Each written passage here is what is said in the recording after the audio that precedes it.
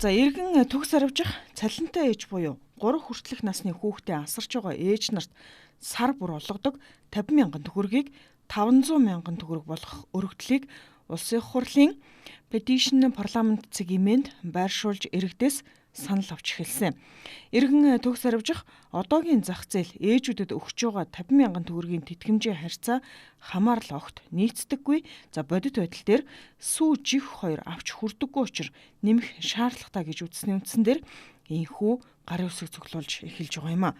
2026 оны 2 дугаар сарын 5-ны өдөр байршуулсан энэ саналыг одоогийн байдлаар 70 гаруй мянган иргэн дэмжиж саналаа өгчээ.